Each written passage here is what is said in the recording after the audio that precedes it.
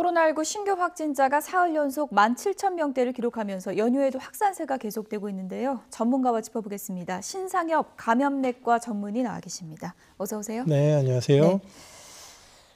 연휴에도 지금 검사 수가 좀 줄었을 텐데도 확산세는 계속되고 있는 상황인 것 같은데요. 지금 우리나라 오미크론 확산세가 다른 나라랑 비교를 하면 좀 가파른 편인가요? 아니면 완만한 편인가요? 글쎄 이제 이미 먼저 오미크론 유행을 겪었던 미국이나 유럽 같은 경우는 2, 3일에 환자 수가 2배씩 늘어나고 의료 시스템 부하가 굉장히 심하게 걸렸었던 그런 전례가 있는데 예. 우리나라는 그런 정도까지는 아니지만 그래도 지금 거의 한 3, 4일에 확진자 수가 2배가 되는 최근 양상을 보였고 예. 이제 아마 이제 그 연휴가 도래하면서 이제 검사 건수가 줄면서 그렇게 그렇죠. 급격한 확진자 수 증가가 보이지는 않겠지만 기저에서의 그런 유행들은 미국, 영국만큼은 아니지만 그래도 계속 좀 진행이 되고 있을 수밖에 없다고 판단이 됩니다. 예. 오미크론이 워낙에 전염력이 커서 집단 감염이 어디서 발생하면 더 큰 걱정이 될 수밖에 없는데 지금 동부구치소 상황이 심상치 않다 그래요. 60여 명이 감염된 상황이라고 하죠. 네, 그렇습니다. 지금 그 1월 25일에 첫 환자가 나오고 나서 지금 계속 검사를 하고 있는데 지금 이미 60명이 넘어갔고 예. 이 구치소 상황 자체가 이제 굉장히 산밀의 공간에 사람들이 다닥다닥 붙어 있고 또 밀접 접촉을 할 수밖에 없는 구조이기 네. 때문에 일단 그 안에 확진자가 발생을 하게 되면 사람도 사람이지만 그 주변에 있는 그런 환경들이 다 오염이 될 수밖에 없습니다. 그래서 일단 이제 확진자분들 같은 경우는 이제 적절한 것으로 이송이나 치료를 해야 될 것 같고요. 예. 남아 있는 분들 같은 경우는 최대한도로 그 안에 있는 그런 그 밀도, 사람들의 밀도를 이제 줄이는 게 중요하고 그런 소독이나 이런 과정들을 잘 하지 않으면 앞으로도 그 대규모 유행이 더 진행될 수 있을 가능성이 있습니다.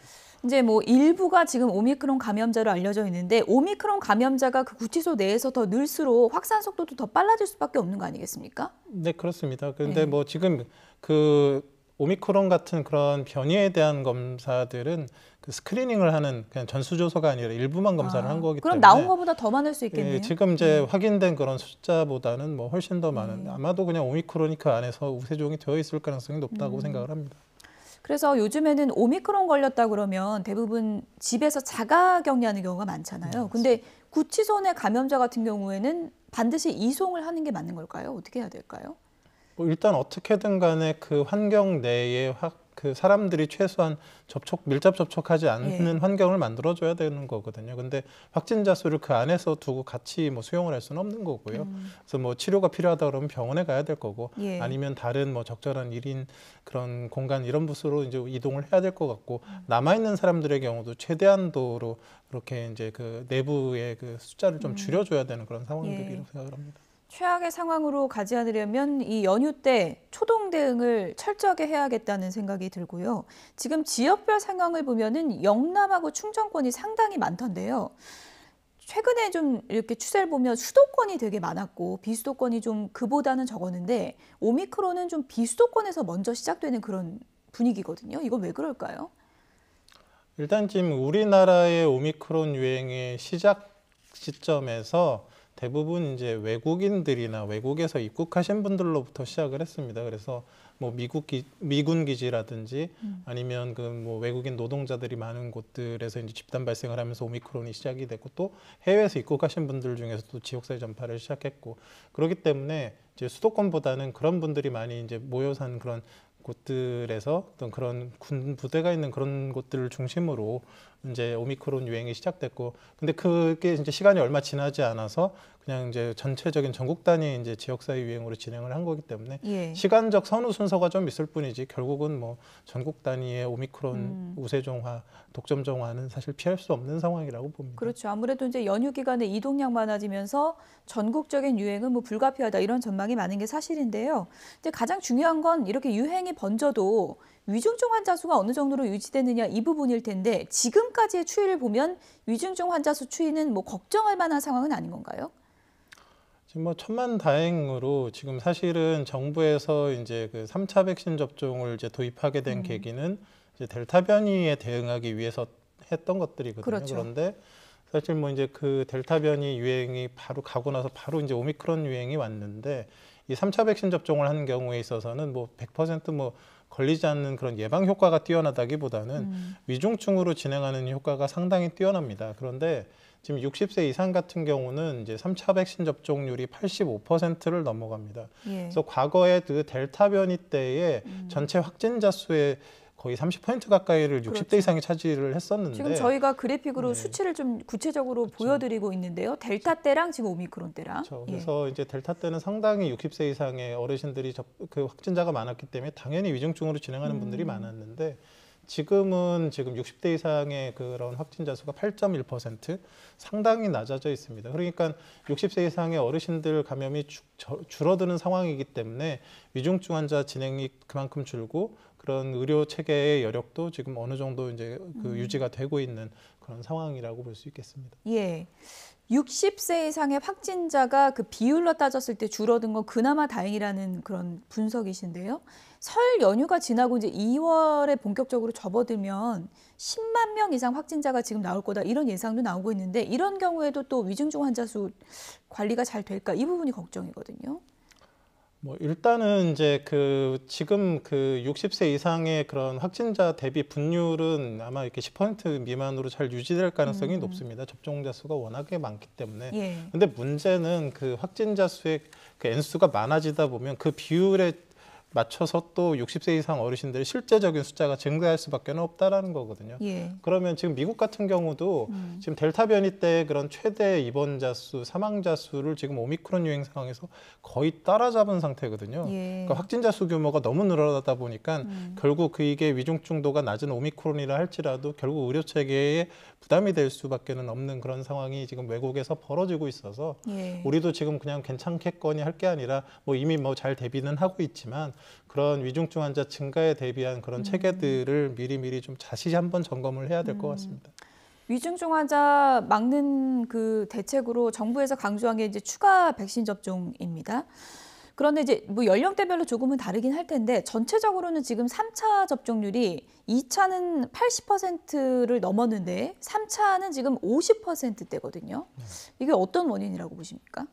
뭐 일단 지금 뭐 정부에서 3차 백신 접종을 이제 강조했었던 것들이 이제 그 60세 이상 어르신들부터 이제 우선적으로 접종이 진행되고 뭐 요양병 이런 부분들이 진행되고 일반 국민들에 대해서는 이제 또 그 이후에 좀 그 진행이 됐던 부분들이 있기 때문에 뭐 좀 시간차가 있는 것 같고요. 예.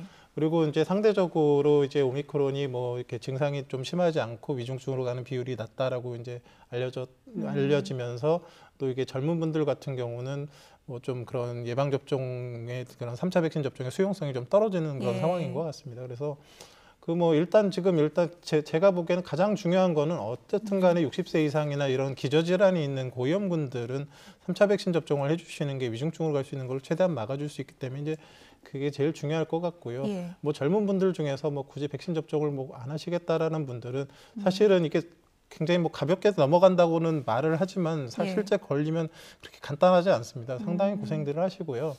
그리고 코로나19 같은 경우는 다른 감염병이랑 달리 완치되고 나서의 그런 롱 코비드라고 해서 후유증들이 좀 상당히 오래 가게 됩니다. 그래서 오미크론도 그런가요? 네, 오미크론도 마찬가지입니다. 그래서 예. 사실 어찌 보면 가장 최선은 걸리지 않는 거일 수밖에 없거든요. 그렇죠. 예. 그래서 이런 부분들 가능하면 백신 접종을 해주시고 또 거기에 좀 적당하지 않은 분들은 최대한 개인 위생과 마스크 착용 이런 것들을 통해서 예. 뭐 그런 그 연휴나 이런 기간에 좀 조심을 해주셨으면 좋겠습니다.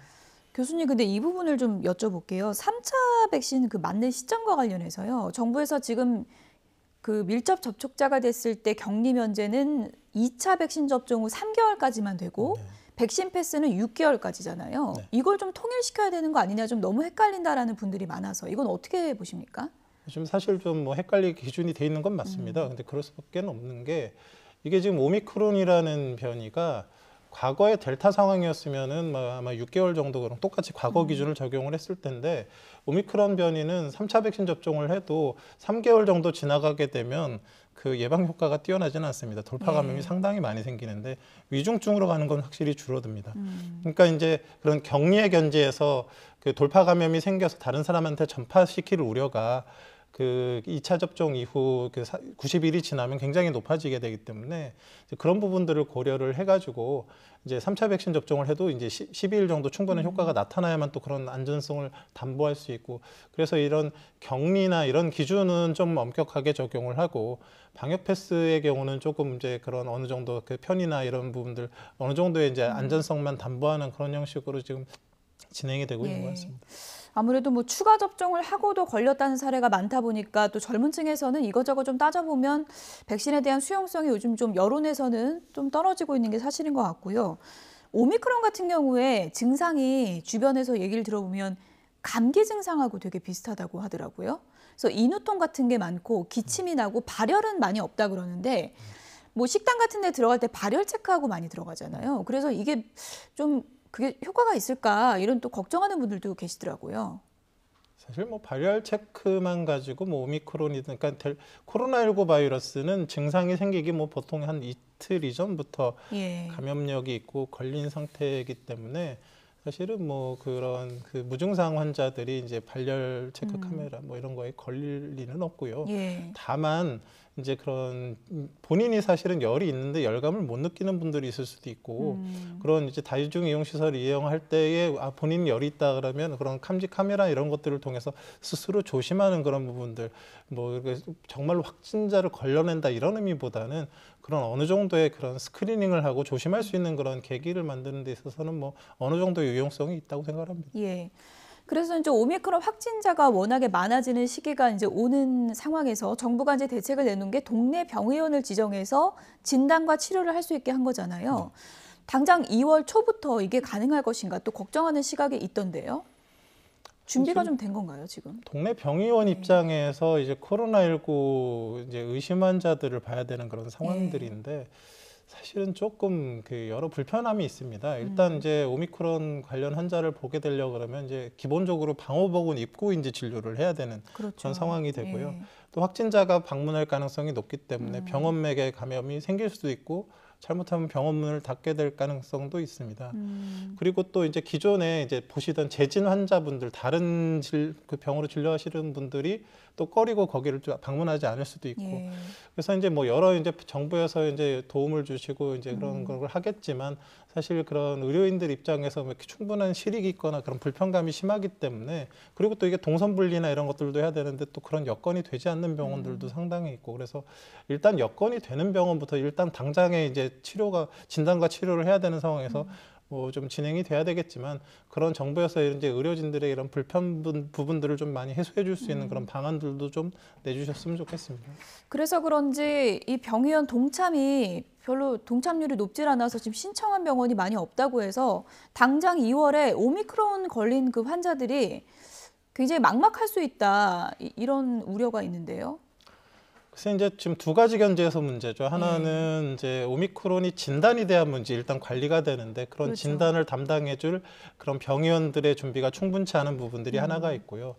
이제 오미크론 확진자가 늘어나게 된다 그러면 결국은 이제 재택 치료를 해야 되는데 그걸 방역 당국에서 담당 못 합니다. 그러면 결국은 대부분 또 병의원이 거기에 또 동참을 해줘야 되는데, 또 그런 부분들도 지금 어찌 보면 그런 재택 치료의 역량 자체를 늘리는 것도 병의원의 도움을 받아야 되는데 그것도 좀 도움이 필요하고, 그래서 여러 면에서 지금 이제 의료계와 좀 잘 협의를 해서 이런 그 치료와 진단 그리고 재택 관리 역량을 늘리는 그런 상황들이 좀 요구가 된다고 보겠습니다. 그래서 요즘에 뭐 감기 증상 좀 있는 분들은 집에서 자가 검사 키트로 검사해 보는 분들 상당히 많은데, 그래서 그런지 요즘에 인터넷으로 저도 이제 주문을 좀 해보려고 했더니 대기가 걸리더라고요. 이게 물량이 상당히 좀 부족한 게 아닌가 그런 생각인데, 물량이 지금 충분한 건가요?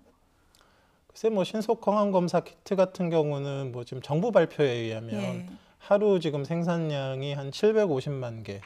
그리고 이걸 이제 포장 단위를 좀 늘리게 되면 추가로 350만 개. 그러니까 뭐 1,100만 개 정도까지는 하루에 이제 생산을 하고 이제 만들 수 있다라는 거거든요. 근데 이제 결국은 만들어져도 이게 그 필요한 사람들이 있는 그런 손에 닿는 곳에 이게 잘 배분이 돼야지만 이게 이제 순조롭게 구매도 되고 뭐 사용도 하고 하는 건데, 이제 그런 유통 체계가 좀 아직은 조금 이렇게 좀 미비한 부분들이 있어 보입니다. 그래서 뭐 그런 것들은 뭐 생산량은 일단 지금 제가 보기엔 부족한 것 같지는 않고요.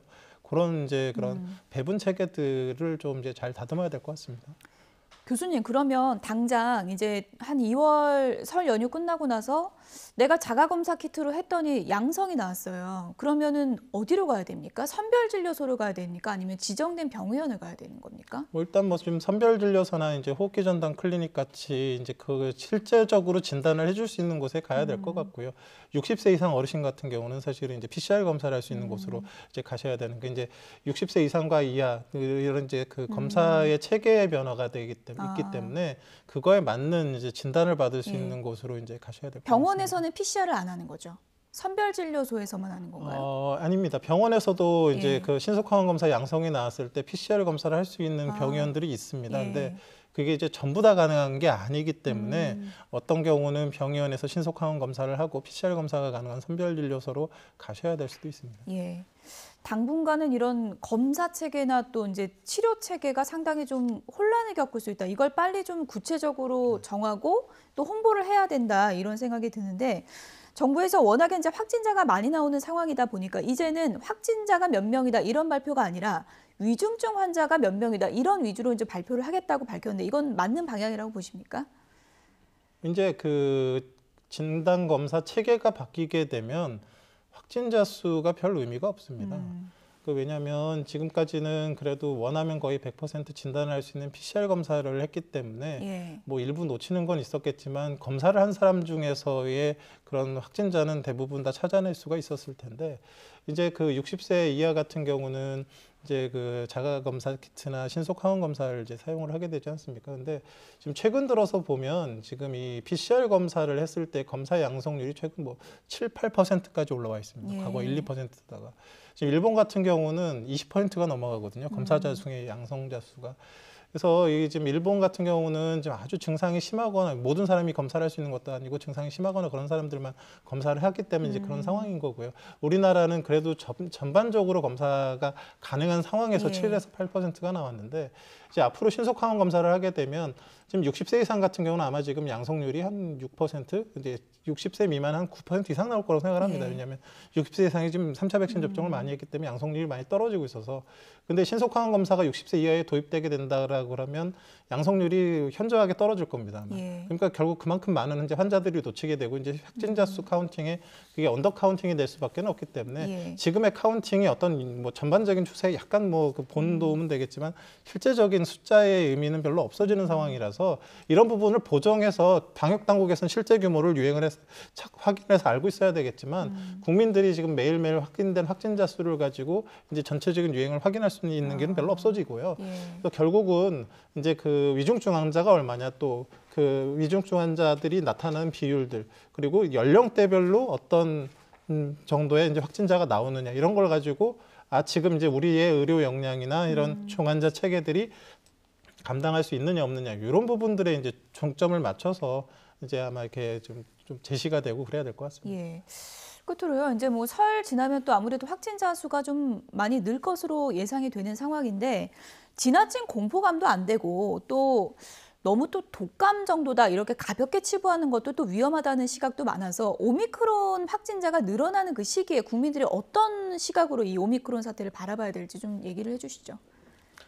글쎄 지금 다행히도 지금 이번 겨울 그 시즌 동안에 독감이 대규모 유행을 하고 있지는 않습니다. 아, 그렇군요. 그러니까 결국은 이제 독감과 비슷한 증상이 나타난다라고 했을 때 대부분은 오미크론이라고 보시면 될 것 같거든요. 그래서 본인이 뭔가의 호흡기 증상이 있는데 그 옛날과 같은 그런 감기처럼 가볍지가 않다라고 했고 예. 아니면 또 그렇지 않더라도 좀 호흡기 증상이 조금이라도 나타난다고 했을 때는 실제적으로 오미크론에 걸렸을 가능성이 상당히 높다고 판단을 하시고 가급적이면 빨리 그런 걸 갖다 진단을 할 수 있는 예. 그런 병원이나 이런 선별진료소를 방문하셔서 좀 그런 진료와 치료를 좀 적극적으로 받아주시는 게 좀 중요할 것 같습니다. 끝으로 간략하게 개인적인 궁금증인데요. 아무래도 이제 감기 증상하고 비슷하다고 하는데 그러면 뭐 연휴나 이럴 땐 급한 대로 감기약 같은 걸 좀 먹는 것도 도움이 됩니까? 뭐 감기약을 먹는 거는 이제 대증요법이기 때문에 그거 예. 자체가 무슨 뭐 어떤 병의 뭐 경과에 별 영향을 주는 건 아니고요. 예. 결국은 이게 진짜 감기인지 오미크론인지 뭐 독감인지 이런 부분들에 대한 부분들은 정확한 진단 이후에 그 예. 치료 방침이 달라지기 때문에 그냥 뭐 잠깐 뭐 이런 그 뭐 해열제 같은 거 뭐 소염진통제 뭐 감기약 기침약 드실 수는 있겠지만 예. 결국은 증상이 계속되면 바로 이제 예. 진단 검사에 응해 주시는 게 좋을 것 같습니다. 네, 여기까지 듣겠습니다. 지금까지 신상엽 감염내과 전문의였습니다. 오늘 말씀 감사합니다. 네, 고맙습니다.